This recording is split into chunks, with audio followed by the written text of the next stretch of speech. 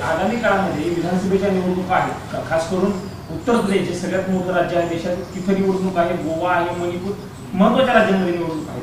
या निकालाचा परिणाम आगामी काळातील या तातडीने होणाऱ्या नाही बघा, अशा निकालांमुळे आत्मविश्वास जो असतो विरोधी पक्षाचा, कॉन्फिडेंस बढ़ता है, अपोजिशन का कॉन्फिडेंस बढ़ जाता है कि यस आम्ही जे करतोय बरं का त्याला लोक पाठिंबा देत आहेत.